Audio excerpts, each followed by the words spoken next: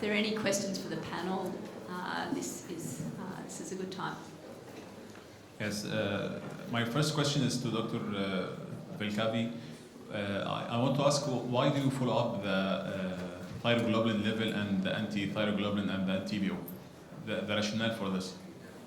Good question. Thank you. Patients, thyroglobulin levels are an important indicator of thyroid mass. When you have ablated nodule, there is a steady reduction in thyroglobulin levels,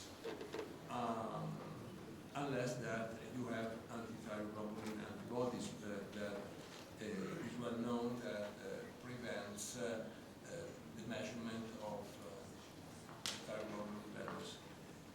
And any subject has his or her own thyroglobulin levels.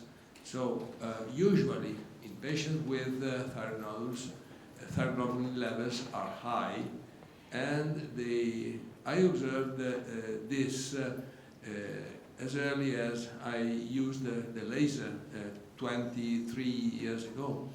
I measured thyroglobulin because it was a parameter of thyroid function, and I observed that thyroglobulin levels steadily decreased with thyroid volume, with nodule volume reduction. So it's a good index for following up patients. Yes, and the second question for the panel, I want to know if there is any comparative study between the carbonization in laser, radiofrequency, and microwave.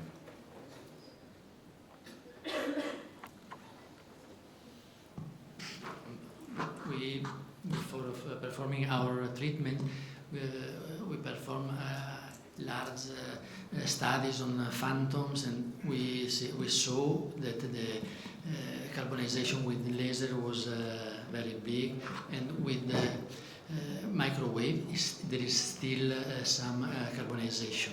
I know that Professor Dr. Valcavi performed some histological study on the carbonization with the laser especially.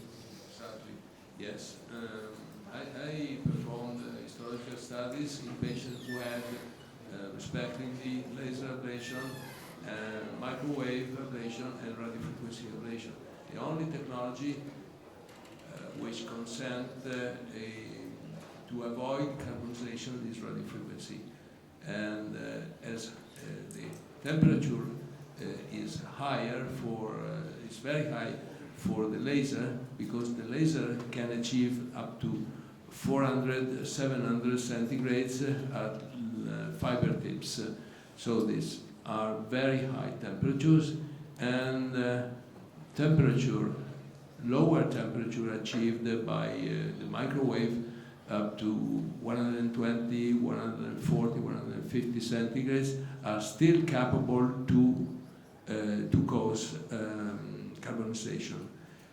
And while if you keep the system cool, if you keep the coolant cool, most published data deal with the coolant temperature at plus 5 centigrades.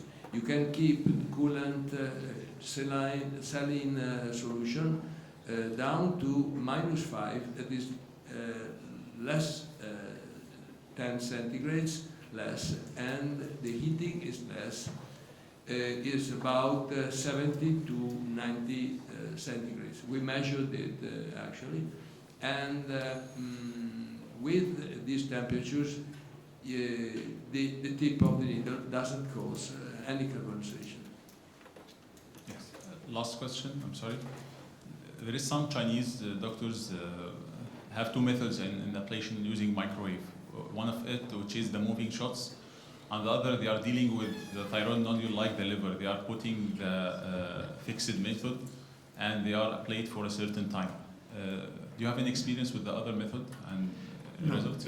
I just have the experience with the moving shot technique. I would not use personally the fixed technique in the thyroid, but I don't have personal experience in. I think that with some flexibility, you should combine the two techniques. When you're in the center of a large nodule, you can perform a more fixed technique, but I think that you cannot safely treat a thyroid nodule only with the fixed technique. But when you're in the center of the nodule, you possibly can use higher energy with the problem of possible carbonization, but in a safe manner. But for the peripheral part, I think you still need the moving shot technique. Thank you. Salve tutti, fabulous day of talks. Dawn Anderson, Surgical Oncology from Montreal, Canada. I have a question related to hydrodissection, maybe most appropriate for Dr. Valcavi, who uses it the most routinely.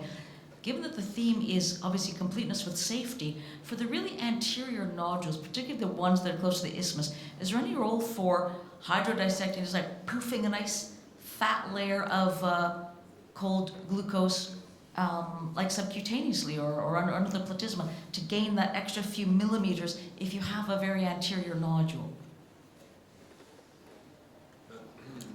As I said this morning, I don't perform a hydrodissection for isthmic nodule because it's not necessary. The problem with isthmic nodules is cutaneous burn, because the cutaneous burn could happen mainly from below to upper layers. So the needle tip, if you consider that a 1 centimeter tip, 1 centimeter exposed tip raises about 5 millimeters upwards and 10 millimeters and 5 millimeters downwards. You have to consider that you can check the distance from the surface on a monitor, on a ultrasound monitor. When dealing with superficial, with isthmic nodule, I advise to use short exposed tip that are available, like 4 millimeters, 5 millimeters, 7 millimeters, shorter, because in that way, if you set the electrode needle in this way, transismically, you can calculate that, for instance, for a 5 millimeters exposed tape, the heat will go upwards about 2.5 millimeters and below 2.5 millimeters, and making a sphere of 5 millimeters around the needle. So another tip is use low power. Low power hurts less superficial layers. So using short exposed tip and low power, you can perform ablation without any side effect. Okay. I have a question. So at first, congratulations everybody for all the classes were terrific, were excellent. A specific question concerning about carcinomas, BTMCs treatment, comparing RFA and microwave. While we are performing more and more cases until this last 2 years, 1.5 years, I have a perception that the most calcified, the BTMCs, especially huge calcifications, we have not so good results, of course, in terms of volumetric reduction using RFA. I use much more RFA. What, for all of you, your perception comparing this specific case, Valcavi, Solbiati, everybody, Sinclair, comparing BTMCs with too much calcifications, comparing RFA and microwave. Maybe microwave, my perception, maybe microwave could be better in these cases with a lot of calcifications, but it's a perception. I would like to hear you. Thank you for the question, but I think that it's better to move this question to tomorrow morning when we talk about carcinomas. It's a very, very interesting question, but I think we should talk about that tomorrow morning. Okay. So remember your question. Okay. I will repeat tomorrow. Yeah, thank you. Thank you. I have a question from Dr. Squarcia. Do you use microwave ablation for parathyroid adenomas or not? No, we don't treat parathyroid at all because of the vicinity to the laryngeal recurrent nerve and because of the result that has been published are not so positive. So because of these two situations, we don't treat parathyroid. I don't know if there was a question before about pain that I did not understand well. Independently from the technique that we use, we see that the more the energy that you are applying, the more is the feeling of the pain. But respect to pain, it's a sensation, and there is a lot of variability from patient to patient independently from the technique. Hi, just two very quick ones. I'm also a radiologist, so I'm able of having laser radiofrequency microwave. That's excellent, but for people that want to start from the panel, which technique do you suggest if you can take just only one? And if you want, I can already do the second one, is that, again, from the panel, do we really are ready to suggest ablation as first choice for autonomously functioning nodules? I mean, are you really doing that? Thank you. Would you like to reply? I would. First question, radio frequency. And the other question? Everyone for radio frequency. I agree with to start with the. I agree as well. I would say laser, but it's not effective. So for the result, No. it's not effective. I think So if microwave's delivering potentially more yes, lighter yes. field, more energy, Forced and you're using option. the same technique, and I think the electrodes may be a little blunter with microwaves. Yes. And yeah, First, I think this is a good option. message for the audience. radio frequency. And the other question was about the presentation on hyperfunctioning nodules.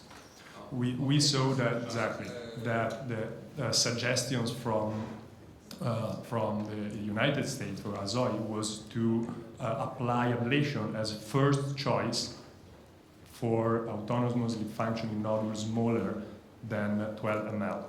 I'm treating also autonomously functioning nodule, but not as first choice. So I would like to know from the panel who really is doing that and suggesting the patient that this is the first choice, if we are ready for proposing that to patients. In your experience of everyone. Dr. Aljammal?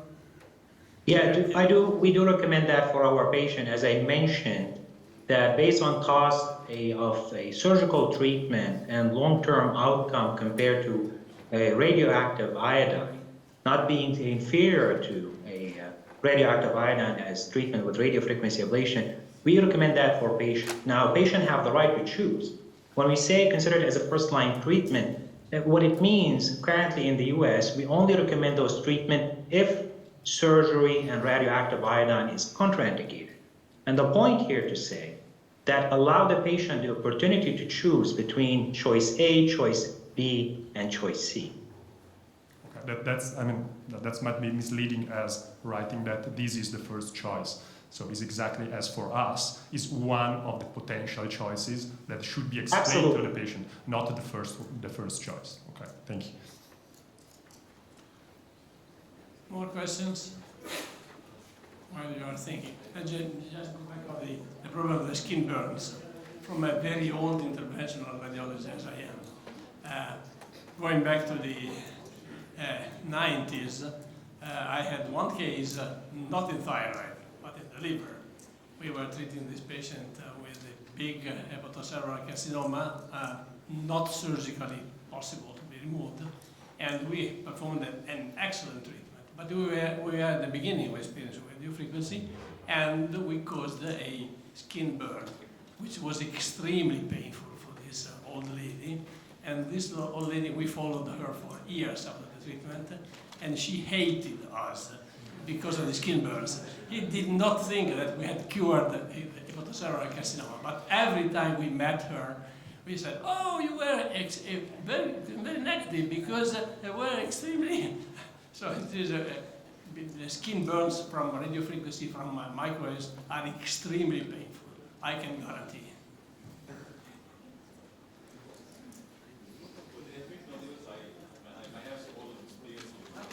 Mike.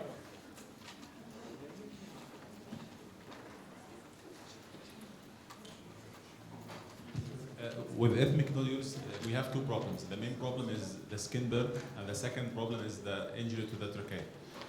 In my practice, I usually ask one of the assistants to hold the dripped saline on the skin. This is exert a good cooling effect to minimize the skin burn. And also, usually I ask the patient, I put nasal cannula for the patient with humidified oxygen to minimize the sense of cough or sense of, the burning cough for the trachea. I want to hear your opinion about this.